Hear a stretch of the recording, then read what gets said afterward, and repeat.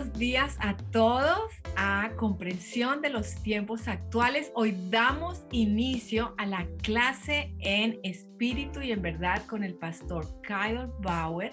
Tiene que ver con la alabanza, con la adoración y con la oración. Y el pastor Kyle pues ha sido no solamente un amigo desde hace muchos años, sino que es un pastor comprometido, es un pastor que escucha la voz de Dios para su vida, para su familia y para su iglesia. Y estamos muy agradecidos que Él esté con nosotros dando estas clases. Entonces, vamos a orar. Padre, gracias por este tiempo, gracias por la palabra que tú tienes para nosotros. Y te pedimos, Señor, que seas ayudándonos, que abras nuestro corazón, nuestra mente, danos entendimiento, que podamos ser entendidos en los tiempos y que nuestros corazones se ablanden en esas áreas que todavía están duras y necesitan ser ablandadas. Te pedimos, Señor, que tu palabra no vuelva vacía, que tu palabra haga para lo cual ha sido enviada. Bendice al pastor Kyle, Señor, y bendice esta clase. En el nombre de Jesús, amén. Amén. Bueno, entonces, pastor Kyle, le damos la bienvenida y la clase es suya. Muy buenos días todos. Qué grato privilegio poder estar aquí de regreso de nuevo con ustedes. Por las próximas 5 semanas vamos a estar hablando de en espíritu y en verdad. ¿Y qué significa eso? Eso obviamente viene del libro de Juan, cuando Jesús estaba hablando con la mujer en el pozo y le estaba ministrando. Y ella dijo, hey, ¿dónde adorarán a Dios? ¿Ahí o allá? Y Jesús dijo, llegará el día en que no es ni allí ni allá, pero Dios busca a aquellos que le van a adorar en espíritu y en verdad. Y permítanme tomar un poquito de libertad con este texto, y no creo que vaya a ser algo fuera de contexto o fuera de lo que se podría decir acerca de este texto. Pero Jesús está diciendo, los que se van a relacionar con Dios, lo van a hacer a través de su espíritu y en la sinceridad de su ser. Relacionar, adorar en espíritu y en verdad. Esta clase se trata de la oración, que 3 semanas vamos a hablar de oración y luego 2 semanas de la adoración. Los que adoran a Dios lo van a hacer desde su espíritu y en la sinceridad de su alma. Salmo 19 dice que las palabras de mi boca y las meditaciones de mi corazón sean aceptables delante de ti. Entonces, todo lo que está pasando en mi interior, que se alinee con lo que salga de mi exterior, con mis manos y mis palabras, todo lo que yo soy y lo que yo hago, lo que yo digo, que brote de un espíritu que esté también alineado contigo. Entonces, desde un lugar de adoración hay que hacerlo a través del espíritu y en la sinceridad, la verdad del interior de uno. Y cuando nosotros oramos, debería salir de este mismo lugar de nuestro espíritu, de nuestra sinceridad para el Señor. Cuando nosotros nos relacionamos con Dios, cuando nos sentamos a escuchar su voz, cuando leemos su palabra, cuando nos congregamos con la familia de Dios, en lo que hagamos, que lo hagamos en espíritu y en verdad. Porque nuestra adoración no es únicamente el canto, no estamos solamente cantándole a Dios en nuestra adoración. Nuestra adoración realmente es nuestra vida entera, es nuestro sacrificio de nosotros mismos. Estamos adorando al Señor en espíritu y en verdad cuando le adoramos en lo que pensamos, en lo que decimos, en cómo alabamos. En cuanto pasamos tiempo con Él, todo lo que hacemos, todas las maneras que podemos relacionarnos con Dios, va a ser en espíritu y en verdad. Y el enfoque de esta clase es la oración y la adoración. Entonces, para la oración, las próximas 3 semanas se tratarán con este tema de la oración y luego siguientes 2 semanas en adoración. Y quiero que nosotros veamos estas enseñanzas como más que enseñanzas bonitas, pero un llamado profético en estos tiempos. Sí, vamos a hablar de algunas de las mecánicas de oración y algunas de cómo hacerlo en espíritu y en verdad.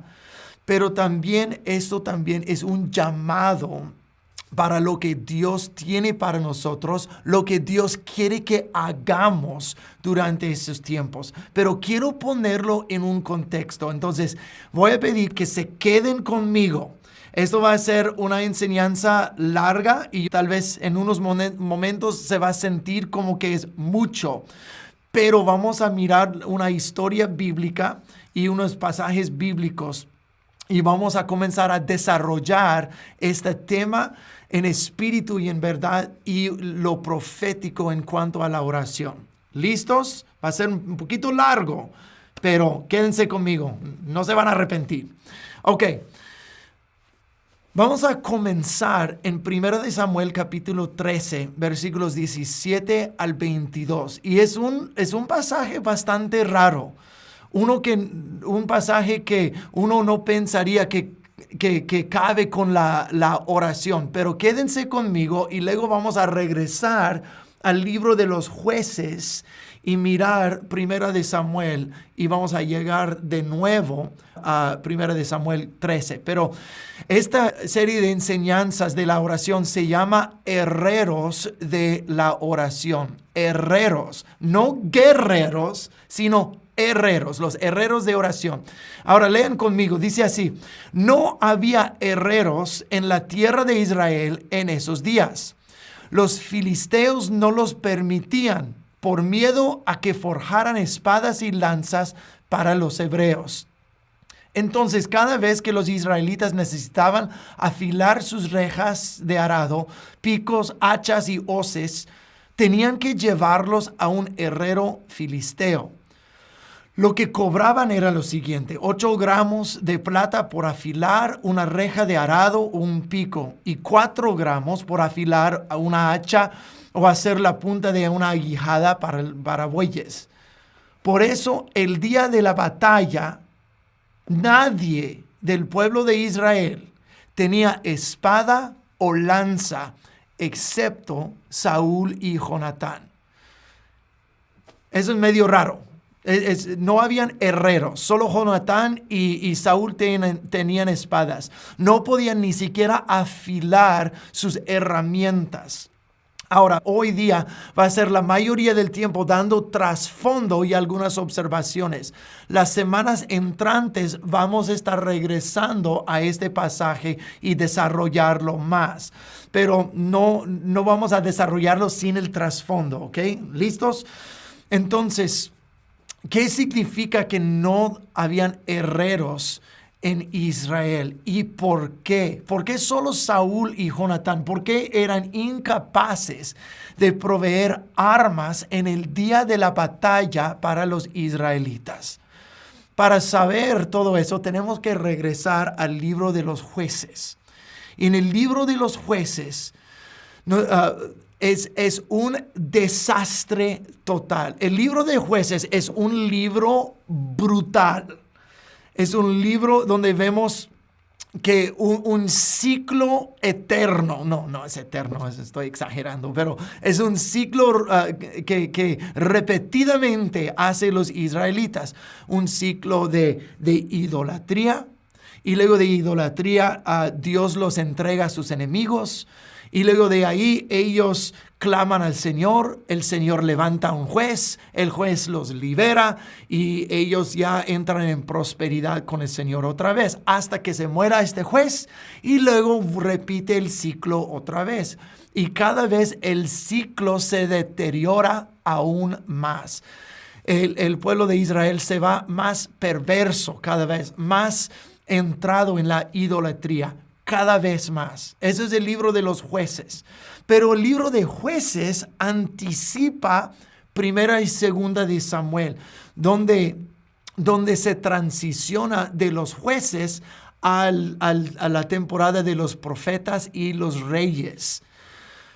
En febrero, yo creo que en febrero vamos a comenzar un panorama del Antiguo Testamento que su servidor va a estar enseñando y vamos a mirar eso más a fondo. Pero quiero que miremos el libro de Jueces en estos momentos, que transiciona a Israel de jueces a reyes.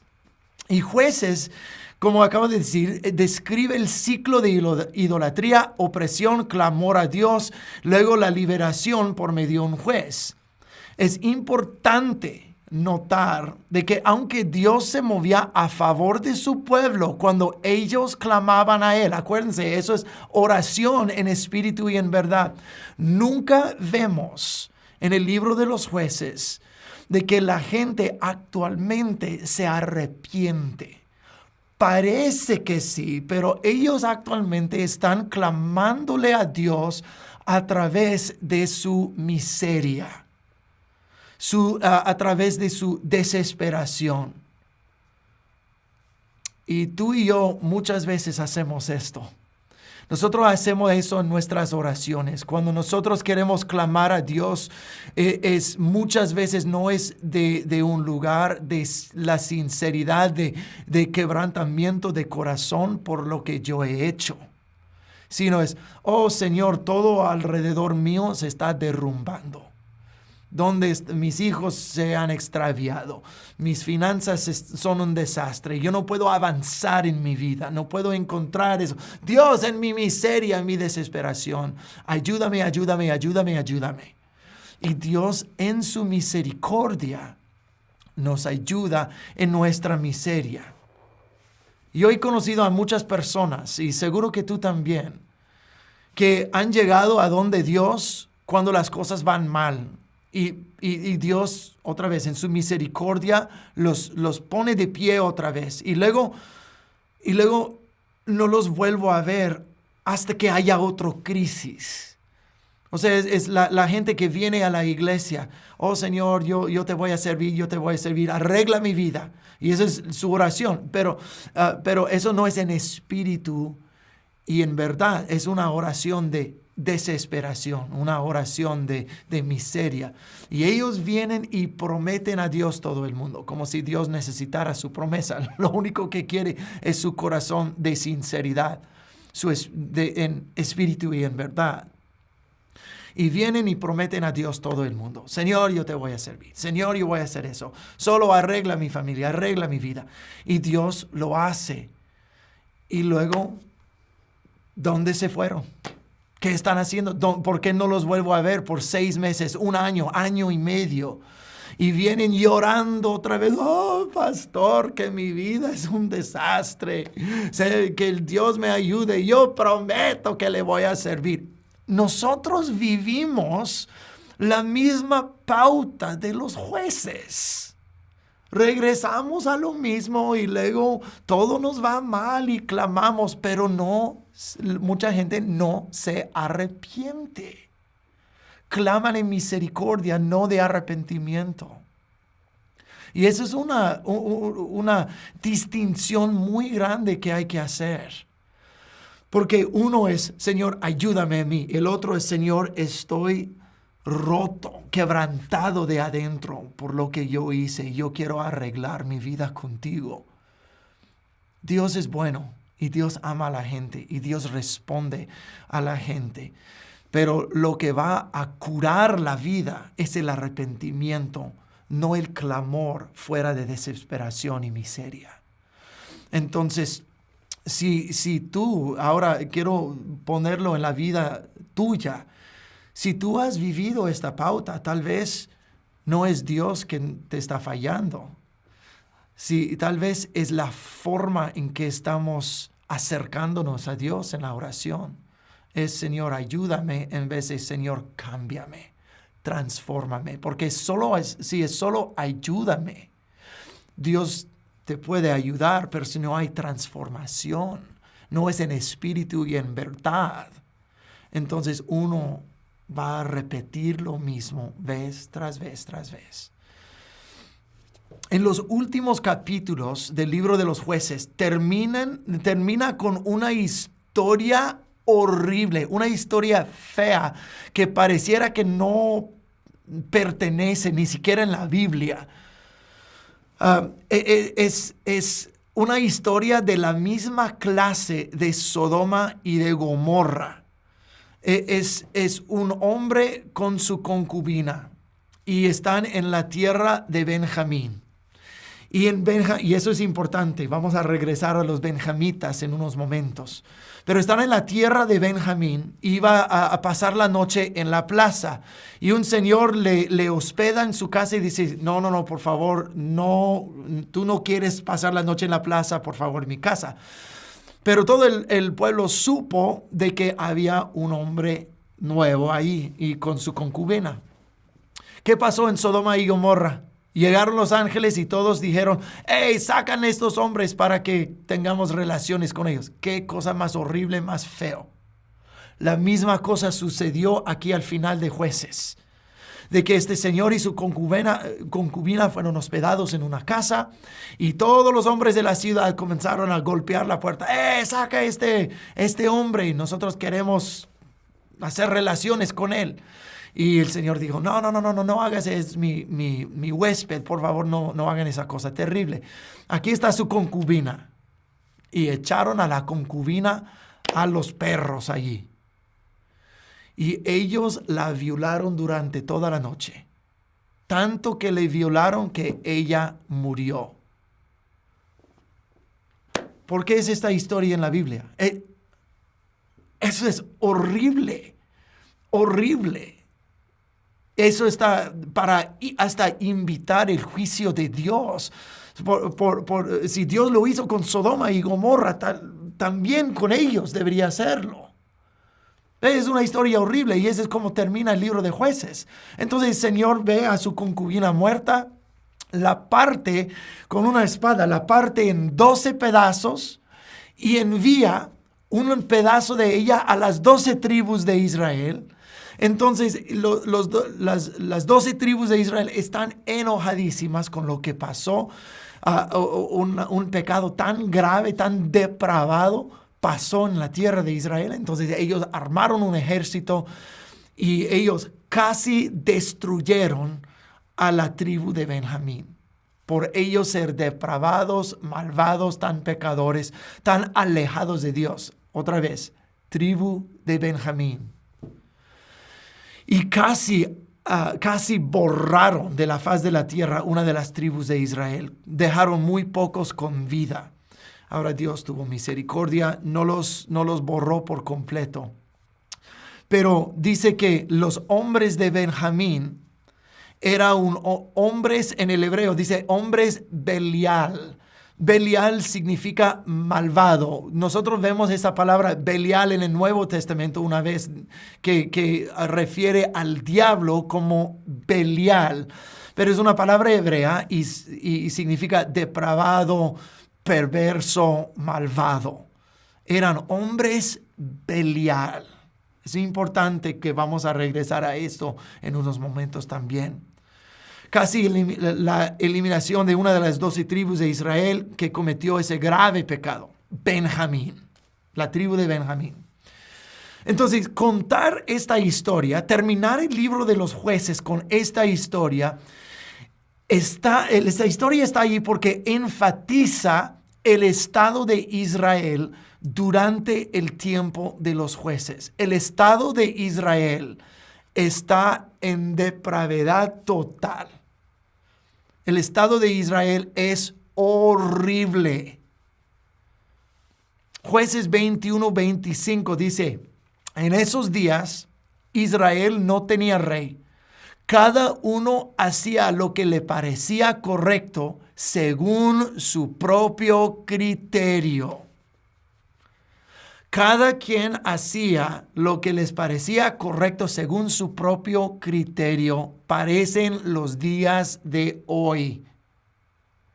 Todo hace lo que les dé la gana y lo creen correcto.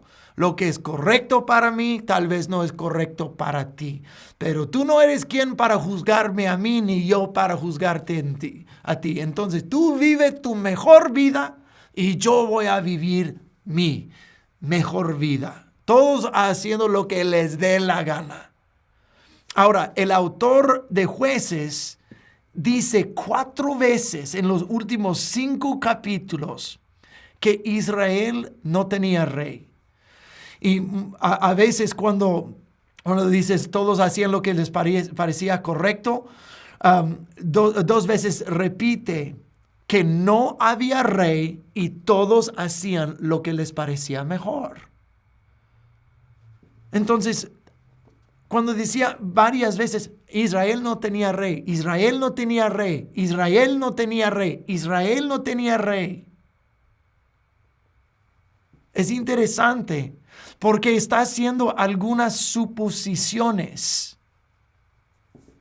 4 veces en los últimos 5 capítulos, Israel no tiene rey.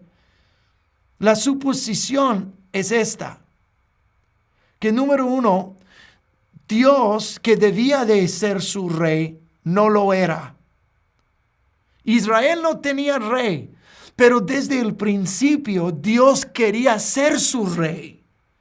Pero el autor diciendo una y otra vez, Israel no tenía rey, está suponiendo de que Dios no era rey.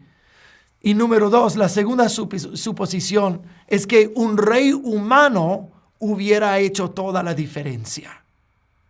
Entonces, solo si tuviéramos un rey. El libro de los jueces está anticipando el libro de Primera de Samuel. Cuando Israel en capítulo 8 actualmente le pide al profeta Samuel un rey. ¿Cuántas veces nosotros, escúchenme bien, cuántas veces nosotros, en vez de orar a Dios en espíritu y en verdad, de relacionarnos con Dios en una oración intercesora y profunda, nosotros buscamos la solución humana para un asunto espiritual? Israel no tenía rey. Todo lo que ellos hacían lo que les parecía mejor, según sus propios criterios. Entonces, nosotros buscamos reyes en nuestras propias vidas, manipular nosotros la circunstancia con nuestras propias manos. Nosotros tratamos de ser nuestro propio rey. Nosotros tratamos de solucionar un problema que a su raíz es un problema espiritual con el rey humano. En Israel no había rey.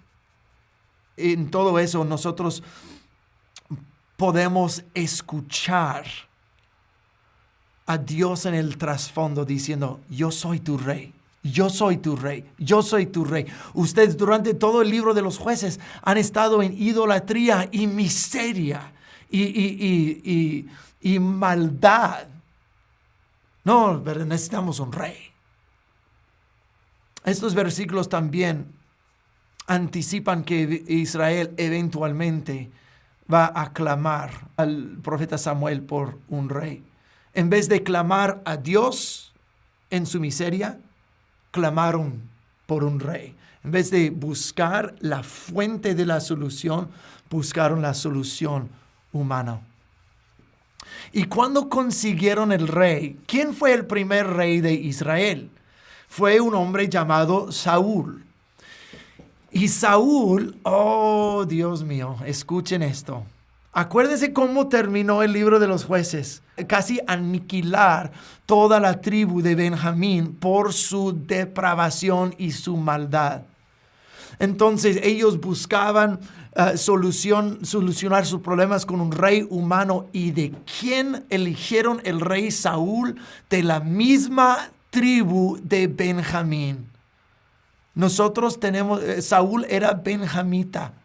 Y eso no es ningún accidente. Hay una conexión ahí que Dios está haciendo para nosotros en la Biblia. De que la conexión es inequivocable. Que el Estado de Israel es perdido. Y su petición para un rey es terrible. Y que su rey igualmente les iba a llevar hacia las mismas tragedias que ellos vivían en el libro de los Jueces. Y así sucedió. Termina Jueces con la depravación de la tribu de Benjamín y el primer rey es benjamita. Me pregunto, ¿cuántas veces Dios permite que se haga nuestra voluntad para que la ponga en contraste con su voluntad? Cuando nosotros oramos, nosotros por lo menos intelectualmente sabemos de que debemos de orar según la voluntad de Dios y no según la voluntad propia. Pero muchas veces nosotros usurpamos el lugar del rey de Dios y nosotros nos hacemos rey. Y Dios dice, ok, hágase tu voluntad. A ver cómo te va. Dios permitió el rey. La semana entrante vamos a entrar más en el clamor por un rey. Pero en la oración es su voluntad hecha y no la nuestra. Y nos toca estar sintonizados con Dios y orar de acuerdo con lo que Él quiere. ¿Sabes qué? A final de cuentas, nos toca ceder nuestro derecho de ser rey de nuestras propias vidas. Si queremos orar en espíritu y en verdad, y que nuestra oración de veras tenga efecto y sea potente, toca someternos a nosotros bajo el reinado de Dios y nosotros dejar que Él sea entronizado en nuestras vidas. Y nosotros someternos, nosotros aprender a escuchar, nosotros vivir una vida de arrepentimiento delante de Él. Conocer a Jesús no solamente como nuestro Salvador, o no solamente como nuestro buen pastor, sino también conocerlo a Él como nuestro Rey. Él es el Rey y Él es nuestro juez también, y hay que conocerlo según esto. Entonces, la oración no es nuestro tiempo de dictarle a Dios lo que nosotros deseamos que Él haga. Es nuestro tiempo escuchar lo que Él quiere y orarse de acuerdo a lo que Él quiere. No vivir como en el tiempo de los jueces, que cada quien hacía lo que les parecía mejor, según sus propios criterios. Señor, yo creo que mi vida debería ser así. Entonces, Señor, mi oración, mi petición es, haz esto, haz aquello, haz aquello. Y Dios no está opuesto a complacer los deseos de nuestro corazón. Pero el asunto es que si estamos dictándole a Dios cómo Él debería estar manejando el universo, y estamos dictándole cómo Él debería estar manejando nuestras vidas y todo lo que Él se olvidó hacer, en vez de Dios decir, hey, ¿sabes qué? Yo soy rey. ¿Por qué no buscas primeramente a mi reino y mi justicia? Y luego todo lo demás será de añadidura. No busques lo tuyo, busca lo suyo y enseguida todo lo demás va a caer en su lugar. Vas a obtener respuestas a tus oraciones. Tus oraciones van a ser muchas más eficaces porque nosotros estamos orando de acuerdo a su voluntad. Ahora, ese es el estado de Israel en aquel momento. Ahora, busquemos el estado espiritual de Israel. Primero de Samuel es la continuación del libro de los jueces. Primero de Samuel comienza con el nacimiento de Samuel. Ese es como comienza el libro, de que Aná no pudo tener hijos y ella fue al tabernáculo del Señor y estaba llorando y estaba orando al Señor y no estaba moviendo su boca, pero no salían palabras de su corazón. Estaba orando con lágrimas. Y el sacerdote Elí la vio allí y la tomó por borracha. Vamos a regresar con Elí y sus hijos en unos momentos. Pero ahí ella clama al Señor por un hijo. Y Dios le concede a Samuel, que llegó a ser el primero de los profetas de Israel y el último juez de Israel. Ahora, no quiero que pierdan este punto. 5 veces Israel se nos ha dicho, ahora no había rey en Israel, anticipando su petición por un rey. Pero no quiero que pierdan eso. Israel quiere un rey, pero Dios envía un profeta. Tantas veces nosotros buscamos soluciones humanas a problemas espirituales, pero Dios nos envía no lo que buscamos, sino lo que necesitamos. Samuel vino predicando lo que no se ha escuchado durante todo el libro de los jueces y no se ha escuchado en la vida del sumo sacerdote Elí. Samuel, cuando ya entró en su ministerio y sus profecías, vino predicando el arrepentimiento, volver a Dios, desechar a los ídolos, serle fiel a Él y Él te librará. Eso en lo corto, lo básico, es lo que Samuel también venía predicando. Ellos hacían lo que era bueno según sus criterios. Querían un rey. Pero antes de hacer eso, Dios dice, yo te voy a enviar lo que necesitan, un profeta. No necesitan un rey, yo ya lo soy. No necesitan soluciones humanas, yo soy la solución. Lo que necesitan es una oración en espíritu y en verdad. Un corazón quebrantado que se vaya a relacionar conmigo en espíritu y en verdad. Entonces, en vez de enviarle luego un rey, los envía un profeta. Y en las escrituras de Samuel se nos introduce a un nuevo opresor de los israelitas, los filisteos.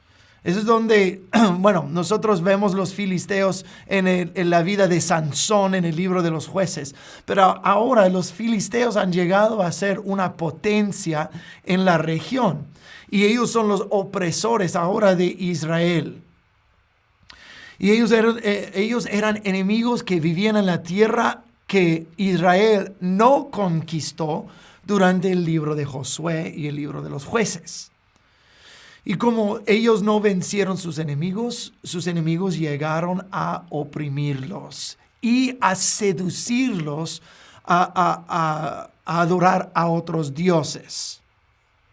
Entonces, ellos, los filisteos, simbolizan el otro, el enemigo, todo lo contrario para el pueblo de Dios, la otra opción, la opresión en vez de la bendición. Y los enemigos de Israel comienzan a seducir y a gobernar y a oprimir a los israelitas. La opresión filistea, escúchenme bien, la opresión filistea fue resultado del problema espiritual que ellos tenían. Su opresión en el libro de los jueces fue por un problema de idolatría espiritual. Ahora, la opresión de los filisteos durante Primera de Samuel es por un problema espiritual. Esa opresión no hubiera pasado si ellos se hubieran arrepentido y fueran transformados en su ser y se relacionaran con Dios como si Él fuera su rey, no buscando soluciones humanas para sus problemas espirituales.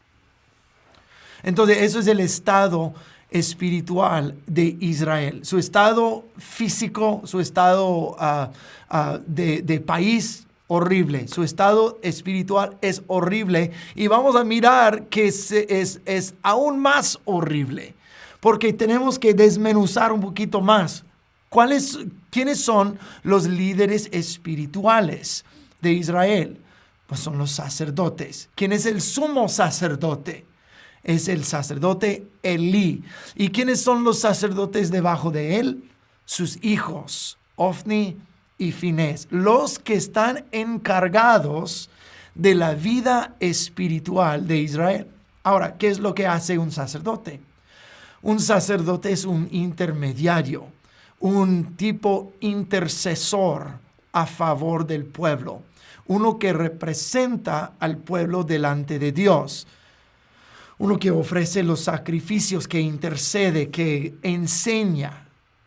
Ahora miremos a Elí y a sus hijos, los que deberían de haber levantado al pueblo de Israel de su estupor espiritual. Los hijos de Elí, Ofni y Finés, ellos despreciaban al Señor, aun siendo sus sacerdotes. Dice que se acostaban con las mujeres que venían a adorar a Dios, las seducían y se acostaban con ellas.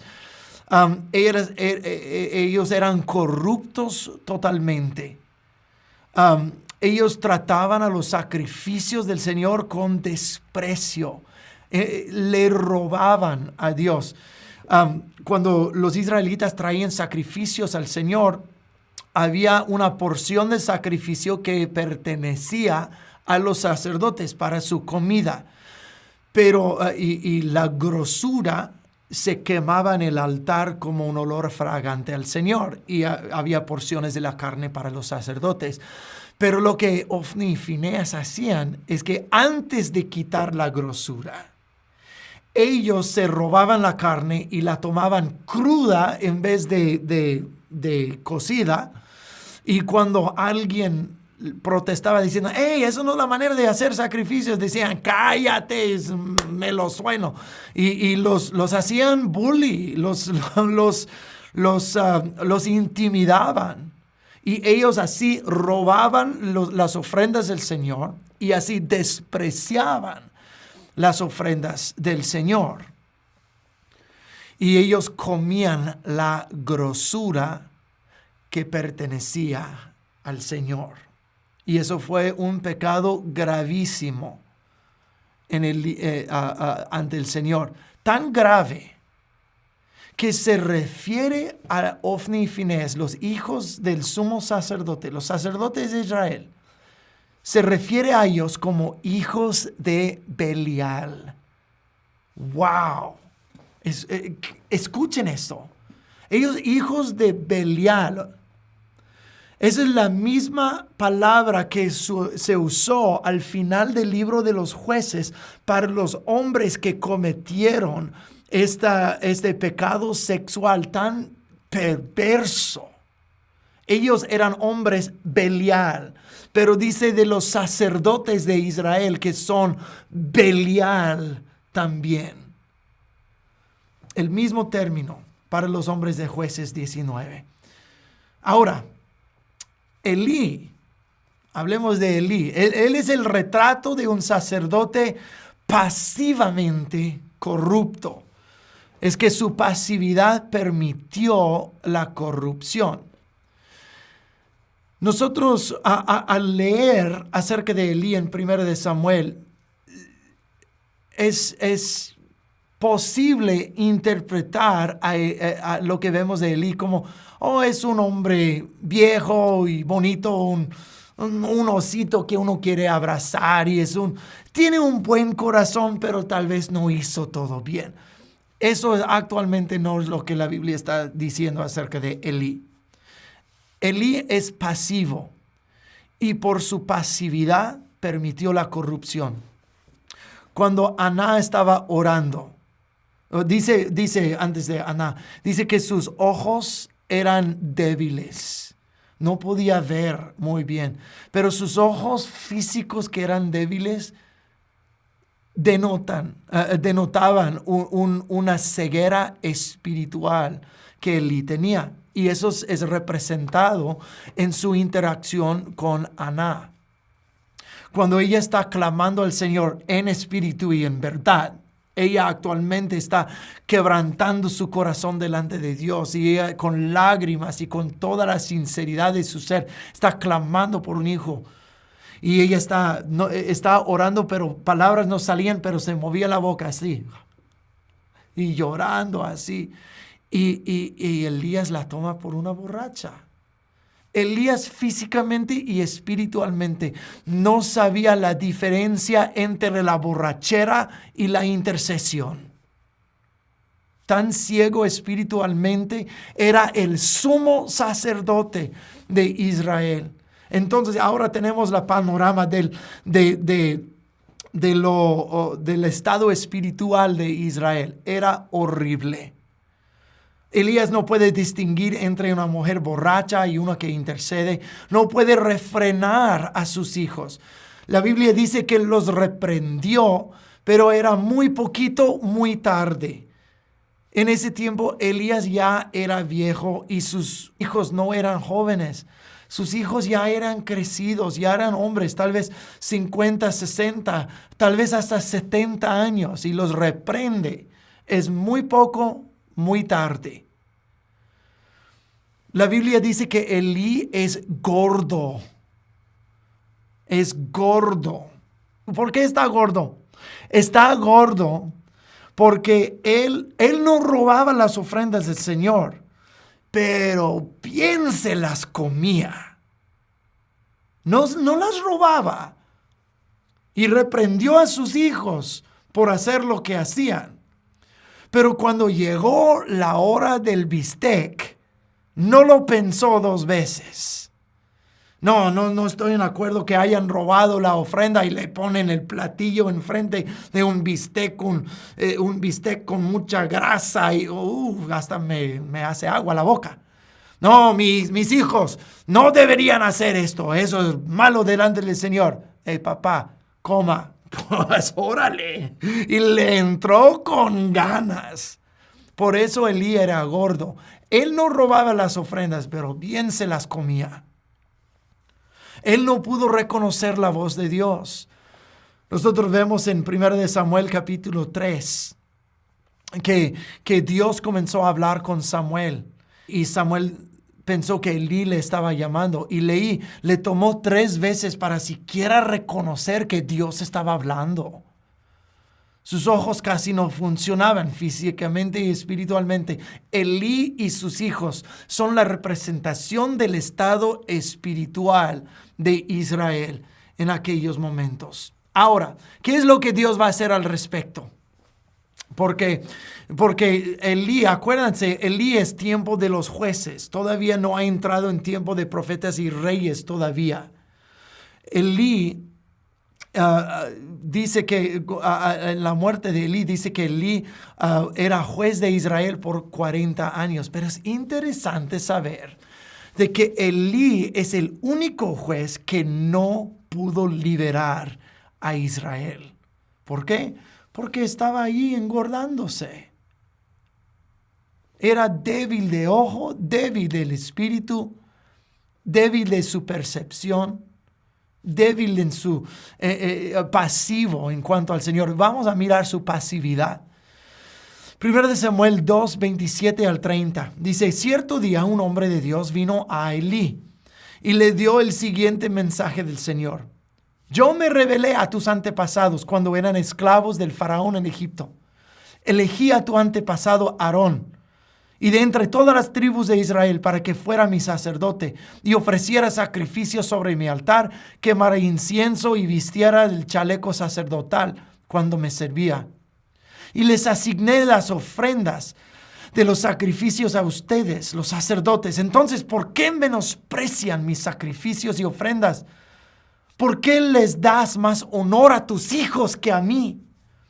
Pues tú y ellos han engordado con lo mejor de las ofrendas de mi pueblo Israel. Por lo tanto, el Señor Dios de Israel dice, prometí que los de tu rama de la tribu de Leví me servirían siempre como sacerdotes. Sin embargo, honraré a los que me honran y despreciaré a los que me menosprecian. Ahora, por varios versículos más sigue esa profecía en contra de la casa de Elí. Y para resumirlo es así. Tu casa se va a acabar. Dios ya estuvo contigo y tus hijos. Y no va a haber nada más de tu casa. Ahora, déjame hacerte una pregunta. Si un profeta del Señor se te acercara y te hiciera una profecía así, estás haciendo mal, te estás engordando con los sacrificios de mi pueblo, me estás robando, no estás cumpliendo con tu función de sacerdote y voy a acabar contigo y tu casa y todos tus hijos. ¿Cuál sería tu respuesta? Yo sé lo que sería mi respuesta, porque yo sé que Dios es misericordioso y mientras hay tiempo, uno puede arrepentirse. Yo personalmente me caería de rodillas y yo le rogaría al Señor por clemencia y misericordia. Yo confesaría mis pecados. Me arrepentiría a ver si Dios pudiera restaurar algo. ¿Qué es la respuesta del pasivo Elí? Nada. No se oye nada. Ni está escrito en la Biblia que Elí siquiera respondió a ese hombre de Dios. Pasivo. Pero aún así Dios le da otra oportunidad. La profecía sigue con la predicción del fin de la casa del Señor. Ahora Dios le da otra oportunidad con Samuel. Primera de Samuel capítulo 3 es cuando primeramente Dios llama a Samuel. Ahora Samuel es muy joven. Es muy joven, nunca ha escuchado la voz de Dios anteriormente. Dios le llama 3 veces y piensa que Elí le está llamando. Y Elí por fin se le cayó el 20, le cayó la canica. Y dice, creo que Dios te está llamando. Entonces, si vuelves a escuchar esa voz, dile, Señor, habla que tu siervo escucha. Entonces Dios llama a Samuel otra vez y Samuel dice, Señor, habla que tu siervo escucha. Ahora, en la mañana, cuando Elí se acerca a Samuel, dijo, ¿qué te dijo el Señor? Y mira lo que dice Elí. Dice, ahora, y acuerda que Samuel es un muchacho, tal vez 9 años, 10, 11 años, no sé, no nos da, pero nos da una edad específica de Samuel, pero es un niño bastante joven. Y Elí le dice, ¿qué te dijo el Señor? Dímelo todo. Y que el Señor te castiga y aún te mate si me ocultas algo. ¡Wow! ¡Qué respuesta de parte de Elí para Samuel! Ese muchacho, primera vez que escucha al Señor. Dímelo todo, que el Señor te mate si me ocultas algo. ¿Por qué habrá respondido Elí de esa forma? ¿Será que Elí tiene en su mente la profecía anterior del otro hombre de Dios diciendo, Dios va a acabar con tu casa? ¿Y será que Elí está anticipando algo malo que Dios haya dicho a Samuel en cuanto a su casa? Y sabía que Samuel iba a tener miedo de decirle a Elí exactamente lo que Dios le dijo. Eso es lo que yo creo. Elí sabía. Y sabía que Samuel iba a tener miedo, porque Samuel se ha criado con Elí. Samuel quiere a Elí. Entonces Samuel le dice la profecía otra vez. Es la segunda vez que Dios le da esa profecía a Elías. Samuel le dice, el Señor va a acabar con tu casa. Ahora, si por segunda vez Dios a ti te dijera algo parecido, ¿qué harías tú? Yo sé lo que yo haría. Yo me caería de rodillas y yo me arrepentiría a ver si el Señor me mostrara misericordia. Pero ¿qué hace otra vez, por segunda vez, el pasivo Elí? No mostraba el arrepentimiento 2 veces. Solo dice así: es la voluntad de Dios que Él haga como mejor le parezca. ¡Wow! Su pasividad es increíble. Hablando de en espíritu y en verdad, ese hombre no sabe nada en espíritu y en verdad. Su corazón no se quebranta nada, no se arrepiente de nada. Este es el líder espiritual de Israel. Y 2 veces Dios dice: no has hecho bien, voy a acabar con tu casa. Y lo único que puede decir es: está bien, que el Señor haga lo que mejor le parezca. Y sabes que esas mismas palabras que Elí dijo allí son las mismas palabras que se dice en Jueces una y otra vez. Todo el pueblo hacía lo que mejor les parecía. Ahora el líder espiritual de Israel está diciendo: ahora que el Señor haga lo que le parezca mejor. Interesante. El pueblo hacía lo que le parecía mejor. Ahora Elí le ha dado permiso al Dios a hacer lo que le parece mejor. ¿Y sabes lo que le parece mejor al Señor? Acabar con el viejo sistema. Acabar con los jueces. Acabar con el sacerdocio de Elí. Como sacerdote, él no intercedía por el pueblo, ni los llamó al arrepentimiento, ni a sus propios hijos al arrepentimiento. Hasta degradó a sacerdocio hasta tal punto que él y su familia fue excluida de ello. Quizá sea la pasividad de la iglesia en buscar a Dios en arrepentimiento y en intercesión como sacerdotes delante de Dios. Apocalipsis 1:6 dice que somos reyes y sacerdotes delante de Dios. Que no hemos dirigido a nuestras iglesias o nuestras vidas personales o nuestras familias en espíritu y en verdad, en arrepentimiento e intercesión. Que eso ha provocado la pudrición cultural y el estado espiritual en nuestros países y alrededor del mundo. Tal vez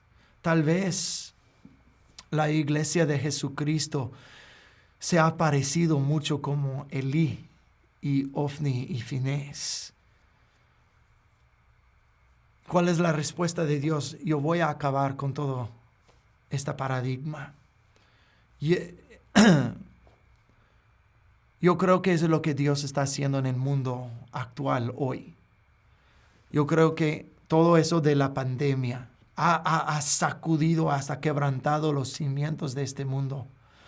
Porque Dios está diciendo: yo voy a romper con el orden anterior de cómo mi iglesia ha funcionado, cómo han sido, como todos haciéndolo como les parezca mejor.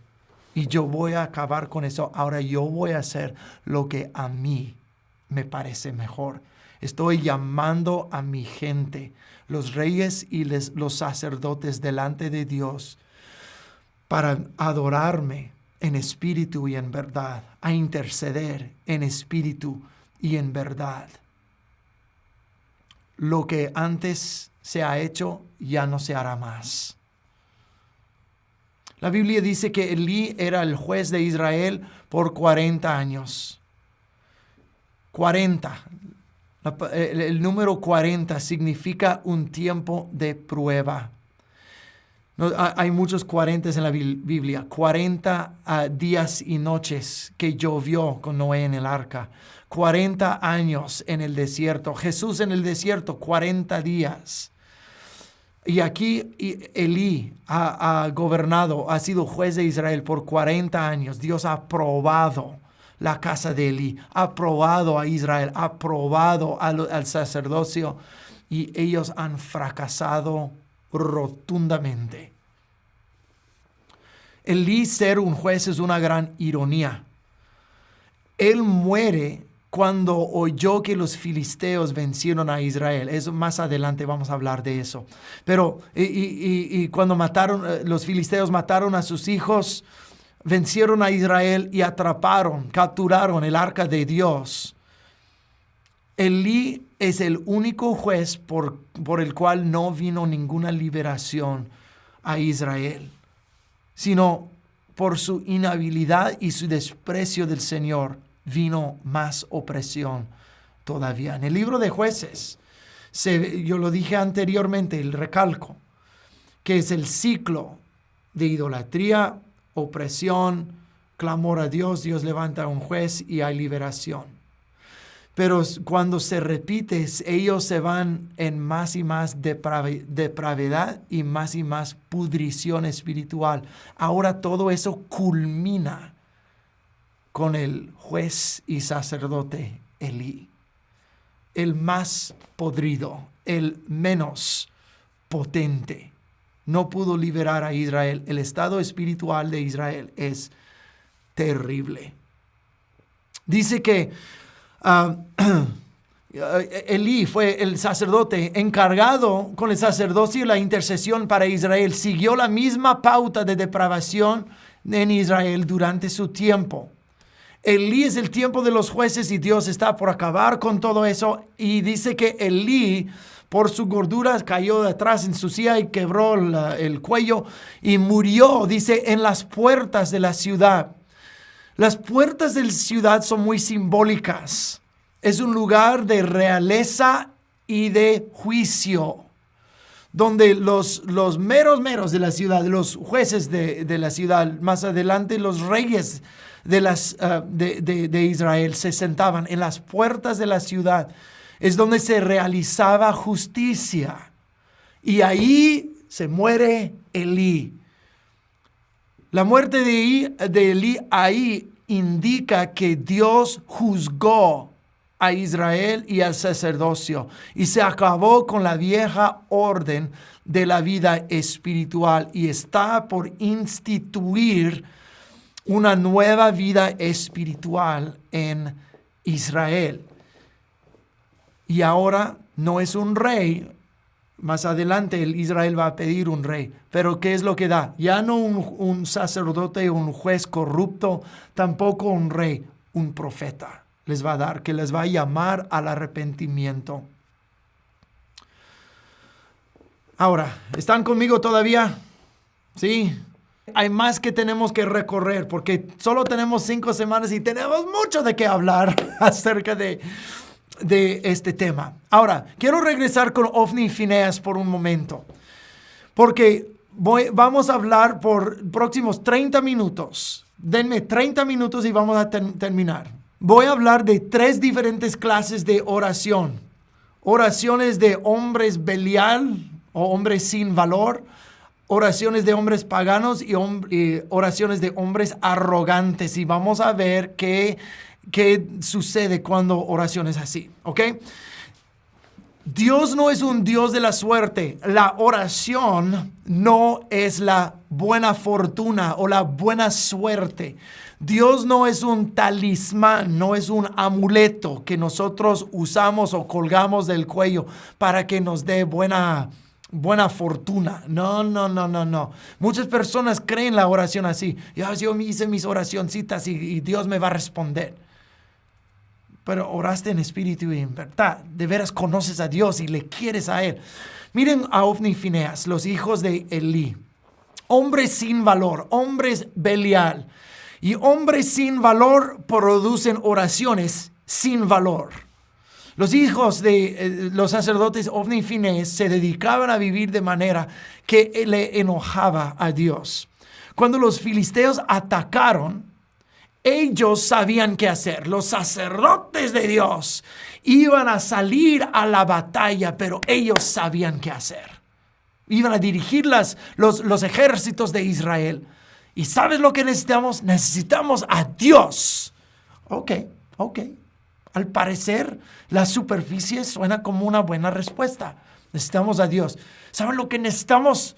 Necesitamos el arca del pacto. Y vamos a llevar el arca del pacto a la guerra. Y Dios va a pelear por nosotros. Y cuando sacaron el arca del pacto, todo el ejército de Israel... ellos emocionadísimos. Hacían temblar la tierra con el rugido de de su alabanza al Señor. Pero eso es actualmente una gran hipocresía y gran ignorancia. La batalla nos ha llegado. Necesitamos recurrir a Dios. Dios nos va a socorrer. Y suena bien. Pero Ofni y Fineas, los que estaban liderando a Israel en aquel momento, no les importaban nada a Dios. Actualmente estaban en contra de Dios hasta que hubo guerra. Ahora asumían de que Dios les iba a respaldar. Ellos se acostaban con las mujeres en el tabernáculo. Ellos robaban las ofrendas al Señor. Ellos no respondían a la reprensión de su padre. A ellos no les importaba Dios. El sacerdocio para ellos nada más era un medio para el sexo y la comida. Eso es todo lo que querían. Y ahora hay una batalla, hay una guerra. Ahora se asustan. Oh, Diosito, Diosito, Diosito, Diosito. Vamos a traer el arca de pacto como si fuera un talismán. Un amuleto de suerte. Y es un tipo de oración arrogante. No es que a Dios no le importan las oraciones desesperadas. Sí. Pero hay una diferencia entre desesperación y pura arrogancia e hipocresía.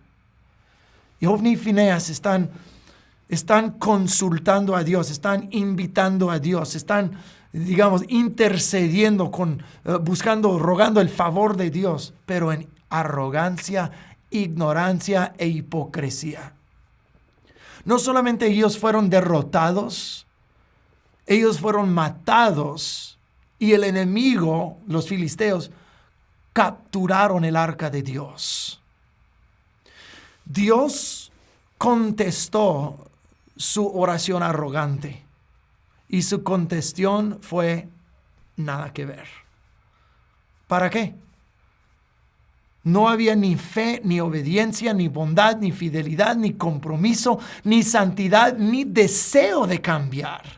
Sin embargo, ellos tuvieron la osadía de entrar en la presencia de Dios.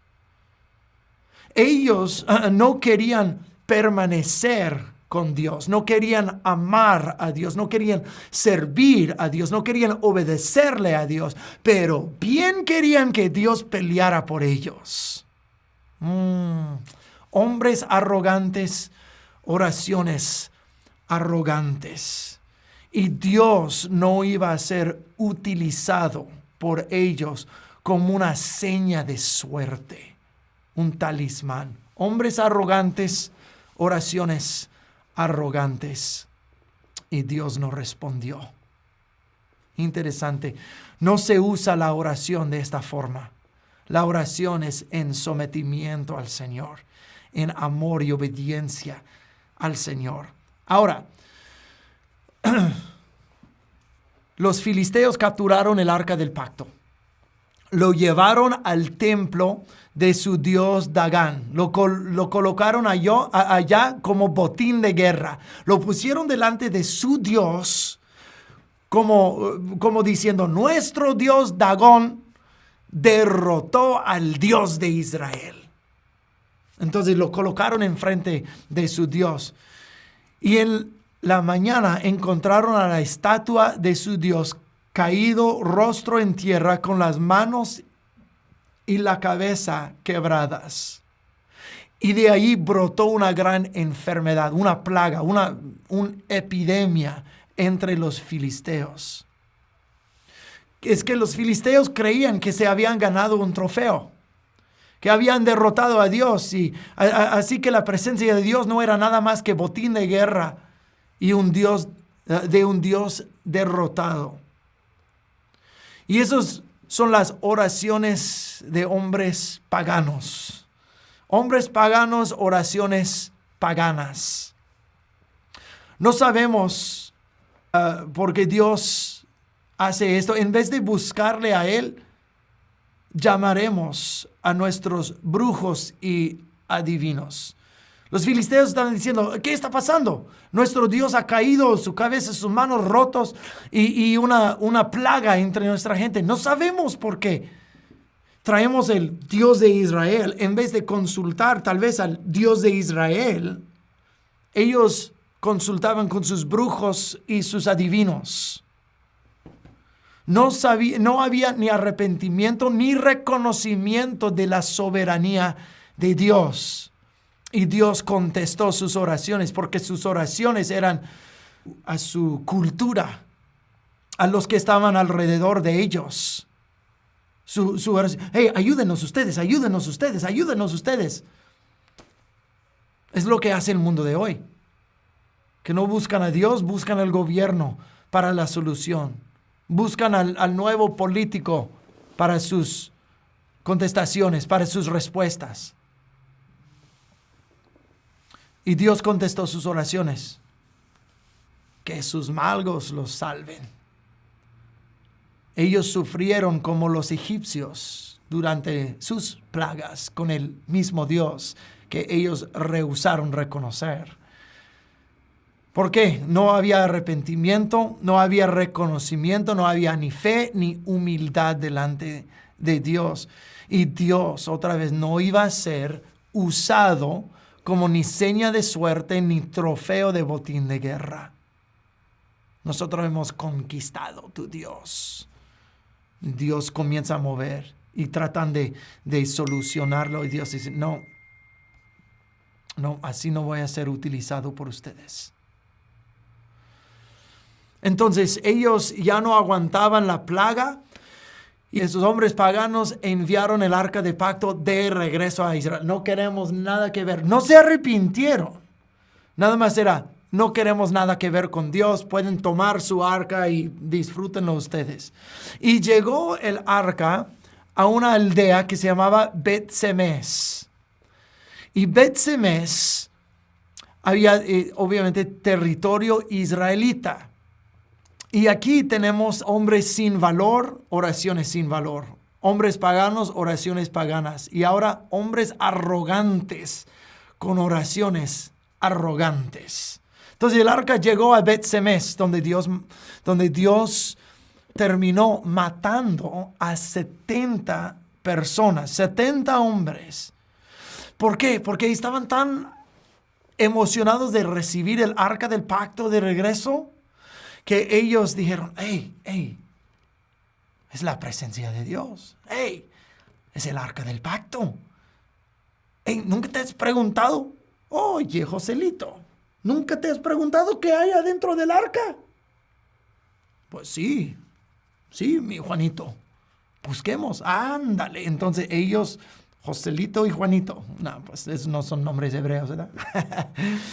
Pero ellos levantaron la tapa del arca del pacto para mirar adentro. Es algo totalmente de arrogancia, de no respetar, de faltar respeto al Señor, porque se ha dicho a través de Moisés, nadie debe tocar ese arca, nadie debe levantar la tapa para mirar adentro. Y ellos en su arrogancia acudían a la presencia de Dios y asumían de que iba a estar bien ellos mirar adentro. Ellos levantaban la tapa, miraban adentro y a causa de esta arrogancia y falta de respeto, 70 hombres murieron en una aldea, probablemente pequeña, era Bet-Semes. Yo no sé cuántas personas, pero probablemente no muchas. Y 70 de sus hombres se mueren. Eso es horrible. Eso es fuerte. Ellos no respetaron la presencia de Dios. Fue al pueblo de Israel. Lo que pasó al pueblo de Israel es lo que pasó para los sacerdotes y las naciones. Una señal de suerte nada más. El arca de pacto para los sacerdotes y el pueblo y los paganos, las naciones, que no tomaban a Dios en serio. Elí acaba de morir cuando capturaron el arca. Ofni y Fineas murieron en la batalla. Ahora,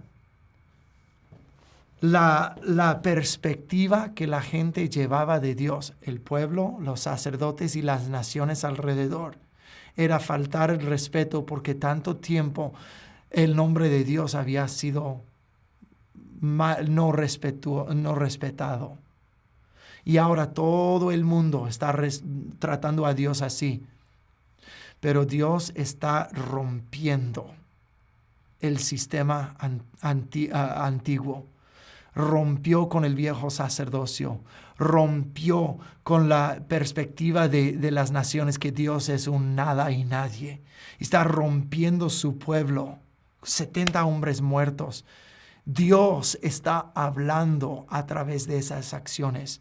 Ustedes no me usarán como un talismán. Yo soy el Dios de dioses, el Rey de reyes. Yo soy y ustedes no son. Y ustedes me doy a respetar y ustedes me respetarán. Dios está hablando claramente, está poniendo una nueva orden en Israel a través de esas acciones y luego a través del profeta Samuel.